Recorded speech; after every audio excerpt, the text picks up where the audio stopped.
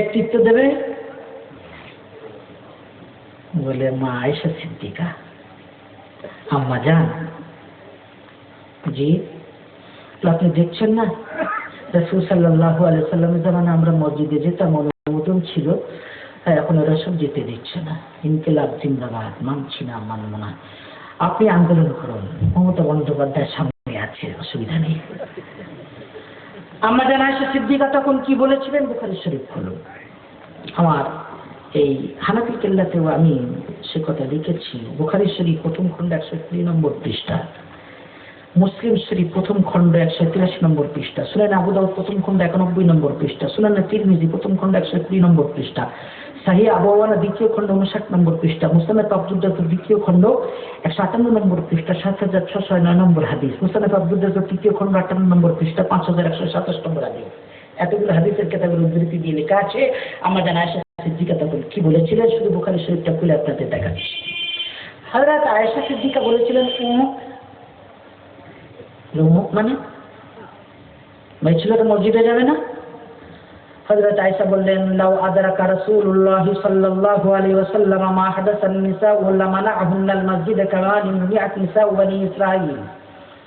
বলে ও এই ছেলেরা, আল্লাহর হাবিবের পরে তোমরা সাজগোজ পর্দাহীনতার বেহাইদা শুরু করেছো। আল্লাহর হাবিব এই জামানায় জিন্দা হলে তিনি তোমাদের মসজিদে আসতে অবশ্যই নিষেধ করতেন, যেমন বনী ইসরাঈলের মেয়েদের মসজিদে আসতে নিষেধ করে দেওয়া হয়েছিল। সেই জন্য বেটা ছেলে সাহাবারা যা ফতোয়া দিয়েছে, আমি আয়েশা সিদ্দিকা আমিও সেই ফতোয়া দিচ্ছি। বলুন সুবহানাল্লাহ। এটা বুখারী শরীফ প্রথম খণ্ড 120 নম্বর পৃষ্ঠা উপর থেকে 1, 2, 3, 4, 5 নম্বর লাইনে লেখা আছে। এছাড়া হাদিসের বিভিন্ন কিতাবে লেখা আছে। এটা লেখার পরে এক বিয়াদব আহলে হাদিস বলছেন, যখন হাদিসে মেয়েদের মসজিদে যাওয়ার অনুমোদন আছে, তখন আয়েশা মানা করার কোন ছাড়? যদি বলুন নাউযুবিল্লাহ, আয়েশা কোন ছাড়? তা আমি তারপরে রেডিশনে আবার ওকে যোগ করে দিলাম, আয়েশা কোন ছাড়? আয়েশা সেই স্যার যার সম্পর্কে আল্লাহর হাবিব বলেছিলেন, খুযু নিসফা দীনিকুম আন আয়েশাতুল হুমায়রা, আমার উম্মত তোমাদের ধর্মের অর্ধেক এলেম আমার আয়েশার কাছ থেকে নিও। বলেন সুবহানাল্লাহ। আল্লাহর হাবিব বলছেন, গোটা নারী জগতের এলেম যদি এক পাল্লায় রাখা হয় আর আমার আয়েশার এলেম যদি আরেক পাল্লায় রাখা হয়, আয়েশার এলেমের পাল্লাটা ভারী হয়ে যাবে। বলেন সুবহানাল্লাহ। বুখারী শরীফ প্রথম খণ্ডে হযরত আয়েশা সিদ্দিকা ফজিলত অধ্যায়ে মানাকিবে সাহাবায় লেখা আছে, আবু মুসা আশআরী বলছেন, যখনই আমাদের কোনো হাদিস বুঝে আসতো না, পর্দার বাইরে দাঁড়িয়ে আমরা বলতাম, আম্মা জান এই হাদিসটার কি মানে? পর্দার ভিতর থেকে হযরত আয়েশা সিদ্দিকা সেই জায়গায় দাঁড়িয়ে হাদিস সম্পর্কে আমাদেরকে এমন তথ্য বলতেন যে আমরা আশ্চর্য হয়ে যেতাম। বলুন সুবহানাল্লাহ। হ্যাঁ, আয়েশা কোন স্যার? আয়েশা কোন স্যার? আমি বললাম বুখারী শরীফ নজর এলো, রাসূল সাল্লাল্লাহু আলাইহি ওয়াসাল্লাম কোন প্রেক্ষাপটে, কেন, কিভাবে ইজাজত দিয়েছিলেন, সেটা আমরা বেশি বুঝবো না সাহাবারা বেশি বুঝবে? জবাব দেবেন? আচ্ছা, আমি মোহাম্মদ নাসিরউদ্দিন চাঁদপুরি আজকের আপনাদের সামনে কথা রাখছি। আমি কথাটা কিভাবে বললাম, কোন প্রসেসে বললাম, আপনারা বসে শুনছেন, আপনারা বেশি বুঝবেন নাকি যারা ভিডিও ক্যাসেট মাঝখান থেকে 1 মিনিট একটা অংশ দেখলো তারা বেশি বুঝবে? আপনাদের আমি খেতাব করছি, সামনে যারা আছে শ্রোতারা তারাই তো বেশি বুঝবে। 1400 বছর দূরে চলে এসেছেন, সেটা ছিল খায়রুল কুরুন, উত্তম যুগ, আর আজকের শাররুল কুরুন, ফাসাদের যুগ। লাইট থেকে 1400 বছরের দূরে চলে এসে কতটা আলো পাবে? কতটা বুঝেছ? সাহাবা তাবেঈন তারা হাদিসের মানেটা বোঝেননি, আর তথাকথিত আহলে হাদিস বিটি কয় হাতে গোনা ভাই এরা আবার বেশি বুঝি যে বলছে মেয়েদের সব বার কর, জামাতের সাথে মসজিদে বেটা ছেলেদের কাঁধে কাঁধ মিলে নামাজ পড়িয়ে নেয়। হ্যাঁ, ঘটেছিল আমাদের 24 পরগনায় আহলে হাদিস গ্রামে তারাবির নামাজ হচ্ছে, ঈশার নামাজের পর বেটা ছেলেরা একদিকে, মেয়ে ছেলেরা একদিকে, মাঝখানে দরমা দেওয়া আছে। দরমা জানেন? বাঁশ বা বাঁশের চাচারে দিয়ে তৈরি করে, কি বলে এখানে? দরমা। দরমা আছে আর কারেন্ট চলে গেছে, সব উড়িয়ে বেরিয়ে চলে গেছে, ধর্ম মর্ম সব উড়িয়ে বেরিয়ে চলে গেছে। মদ্দা লোকেরা মেয়েদের ভিতরে, মেয়েরা মদ্দা লোকের ভিতরে ষড়যন্ত্র হচ্ছে। আমার এই হানাফি কেল্লার এই পরিচ্ছেদের 3য় মুদ্রণে 67 নম্বর পৃষ্ঠার প্রথমে হাদিস লেখা আছে, হযরত আবু হুমায়দ সাইদি উম্মে হুমায়দ রাদিয়াল্লাহু তাআলা আনহা, উম্মে হুমায়দ রাদিয়াল্লাহু তাআলা আনহা একদিন নবী সাল্লাল্লাহু আলাইহি ওয়াসাল্লামের দরবারে এসে বললেন, হে আল্লাহর রাসূল, আমি আপনার পিছনে নামাজ পড়তে ভালোবাসি। একথা শুনে হুজুর সাল্লাল্লাহু আলাইহি ওয়াসাল্লাম বললেন, আমি জানি আমার পিছনে নামাজ পড়া তোমার বড় ভালো লাগে, অথচ তোমার ঘরে নামাজ পড়ার থেকে রাত্রে থাকার নিজ কামরায় নামাজ পড়া উত্তম। তোমার বাড়ির পরিসীমায় অর্থাৎ আঙিনায় নামাজ পড়ার থেকে ঘরে নামাজ পড়া ভালো। বাড়ির পরিসীমায় নামাজ পড়া মহল্লার মসজিদে নামাজ পড়ার চেয়ে ভালো, আর তোমার নিজের মহল্লার মসজিদে নামাজ পড়া আমার মসজিদে আমার পিছনে নামাজ পড়ার চেয়ে ভালো। বলুন সুবহানাল্লাহ। সার কথা কি হলো? আমি নবী আমার পিছনে আমার মসজিদে নববীতে নামাজ পড়ার চেয়ে তোমার বাড়িতে রাত্রে থাকার কামরার অন্দর মহলে নামাজ পড়ার ফজিলতটা তোমার জন্য বেশি। সুবহানাল্লাহ। কোথায় লেখা আছে? হাদিস মুসনাদে আহমদ শরীফ 6 নম্বর খণ্ড 402 নম্বর পৃষ্ঠা 27155 নম্বর হাদিস, মুজামে কবির 25 খণ্ড 148 নম্বর পৃষ্ঠা, সহিহ ইবনে খুজাইমা 16,1689 নম্বর হাদিস, বায়াতে শরীফ 3য় খণ্ড 132-33 নম্বর পৃষ্ঠা, মাজমুউল জাওয়াহির 2য় খণ্ড 34 নম্বর পৃষ্ঠায় হাদিস আছে। এবং এই হাদিস সহিহ, কে সহিহ বলেছেন ফতুল বারীতে ইমাম ইবনে হাজার ওয়াগেরা সবতে লেখা আছে।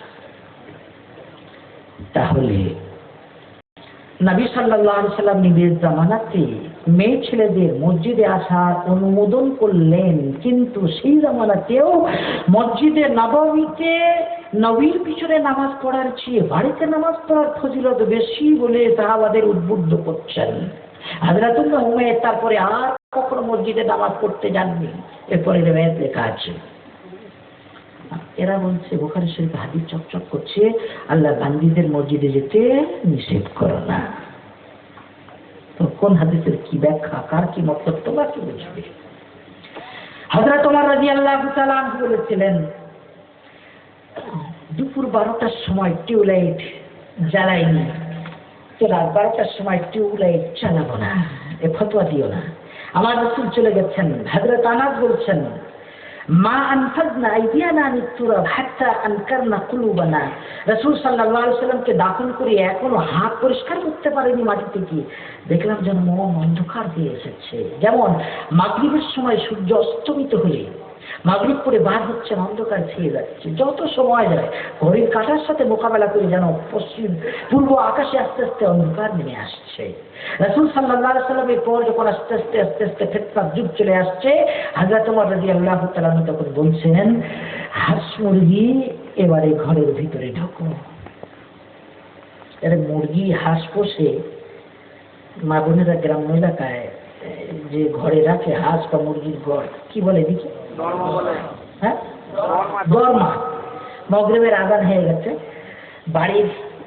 বাড়ির বউ হাঁস মুরগিদের আয় আয় আয় আয় করে দরমার ভিতরে ঢুকিয়ে দিতে চাইছে। হাঁস মুরগিরা আন্দোলন করছে, মানছি না, মানবো না, মানছি না, মানবো না, সারাদিন ঘুরে বেড়ালাম, অসুবিধে নেই, মাগরিবের পরেই কেন ঢুকতে হবে? বুঝে আসছে না। হ্যাঁ, বুঝে আসবে যখন শিয়াল আক্রমণ করবে বা বনবিড়াল হাজির হবে, তখনই বুঝে আসবে আন্দোলনের ফলটা কি।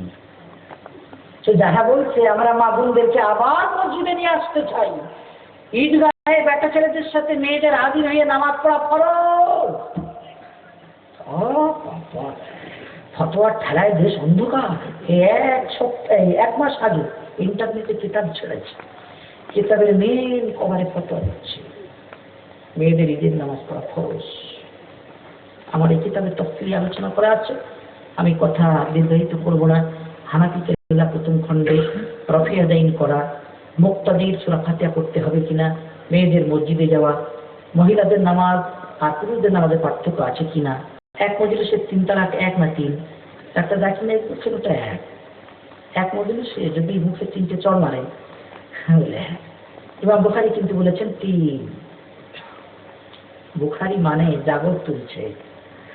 ইমাম বুখারী দ্বিতীয় খণ্ডে তালাক করবে, বলেন বাবু মান আজাজাত তালাক সালাত, এক মজলিসে 3 তালাককে যারা 3 বলেছে, ওয়াইলিয়া জালানী রাদিয়াল্লাহু তাআলা আনহু হাদিস থেকে ইমাম বুখারী রাহমাতুল্লাহ আলাইহি প্রমাণ করেছেন ওটা 3। এরা বলতে আমরা বুখারী মানি। তারাবি নামাজ 20 না 20 রাকাত না 8 রাকাত। আপনাদের সামনে যখন দলিল আনবে না, আপনারা বলবেন যে বাবা আমরা তো বুঝি টুঝি না, আগে কাবার আমিনায় আর মসজিদে নববীতে সমস্যাটা মিটিয়ে এসো। আল্লাহর কসম ওখানে 20 রাকাত তারাবি হচ্ছে 1400 বছর ধরে। বলুন সুবহানাল্লাহ। বুখারী শরীফের 30 নম্বর পারার প্রথম লাইন, হুজুর বলবেন, দ্বিতীয় পারা 30 নম্বর পারার প্রথম লাইন, ইমাম বুখারী রাহমাতুল্লাহ আলাইহি, এটা প্রথম খণ্ড মনে হচ্ছে, 30 নম্বর পারার প্রথম লাইন, মক্কা মদিনায় কোনো আমল যদি ইজমাই ভাবে হয়, ইমাম বুখারী শরীফের 30 নম্বর পারার প্রথম লাইনে লিখছেন সেটা হক। বলেন সুবহানাল্লাহ। আপনাদের এলাকার মুফতি সাইফুল্লাহ সাহেব, আপনারা কদর করবেন, যে সমস্ত উলামা ইকরাম পিছনে বসে আছেন, ভাষণ শুনে মনে হলো তারা কেউ কম না, কদর করবেন। এনাদের জানা আছে আজকে জলসেনাদের জন্য না, এনারা বলতে চাইছেন যে আমরা এলাকার মানুষ, আমরা বলে মনে করবো বড্ড জেনে ফেলেছে, 24 পরগনা থেকে ভাড়া করে আনতে এসেছে, অন্যথায় জানি এনাদের থেকে এক হাত উঁচু এমন কিছু না। বুখারী শরীফ 30 নম্বর পারার প্রথম লাইন, ইমাম বুখারী বলছেন বাবু মা যাকারা নবী সাল্লাল্লাহু আলাইহি ওয়াসাল্লাম ওয়া হাব্বা আলা ইত্তিফাক আহলি ইলম ওয়া মা আসমা আলাইহি আল হারামান মক্কা ওয়াল মদিনা। মক্কা আর মদিনা হারামাইন শরীফাইনে যদি কোনো আমলের ইজমা হয়, ইজমা, তাহলে সেটা অবশ্যই হক। বলেন সুবহানাল্লাহ। মক্কাতে 20 রাকাত, মদিনাতে 20 রাকাত 1400 বছর ধারক চলছে। এরা বুখারী শরীফে 8 রাকাত তাহাজ্জুদের হাদিসটাকে লম্বা করে সাফ করে দেখিয়েছে, বলে দেখো 8 রাকাতের হাদিস বুখারীতে চকচক করছে। আমরা বলতে করি মুসলমান মহসুরের মানুষেরা কতটা বুখারী বুঝবে, যাও কাবার আমিনাতে যে সমাধান করে এসো, পাক মদিনাতে যে সমাধান করে এসো। আল্লাহ হাবিব বলেছেন মদিনার বাবু ফাজাইলিল মদিনা, বুখারী শরীফ প্রথম খণ্ডে মদিনার ফজিলত অধ্যায় লেখা আছে, আল মদিনাতু কালকির, মদিনা হলো কামারের হাতুড়ের মতো। কামারের হাতুড়ে জং লোহা রাখলে যেমন জং দূরীভূত হয়, মদিনায় জং দূরীভূত হয়। ওখানে এজপাই ভাবে কোনো বেদাত চলবে না, ওখানে দাজ্জাল প্রবেশ করবে না, ওখানে মহামারী ছড়াবে না। বলেন সুবহানাল্লাহ। তাহলে সেই মদিনাতে 20 রাকাত তারাবির আমল চলছে 1400 বছর ধরে। সেই মক্কায় কাবার আমিনাতে 20 রাকাত তারাবি চলছে 1400 বছর ধরে। তোমরা 8 টাকাতে আনছো কি ব্যাপার? গরিব মুসলমানদের কাছে ভর্তাবাজি করছো, বাঙালকে হাইকোর্ট দেখাচ্ছ। মুসাফার সুন্নত পদ্ধতি, 1 হাত না 2 হাত দিয়ে। এর আগে মুফতি সাইফুল্লাহ সাহেব বলছিলেন বুখারী শরীফ 3য় খণ্ড 926 নম্বর পৃষ্ঠা উদ্ধৃতি দিয়ে ইমাম বুখারী বলছেন 2 হাত দিয়ে মুসাফা করো। আমার কিতাবে লেখা আছে ইমাম বুখারীর বাপ ইমাম ইবনুল মুবারকের সঙ্গে মুসাফা করেছেন 2 হাত দিয়ে। ইমাম বুখারীর ওস্তাদ তিনি ইমাম আব্দুল ইবনুল মুবারকের সঙ্গে মুসাফা করেছেন 2 হাত দিয়ে। আল্লাহ রাসূল সাল্লাল্লাহু আলাইহি ওয়াসাল্লাম ইবনে মাসউদের সাথে মুসাফা করেছেন 2 হাত দিয়ে। বলুন সুবহানাল্লাহ।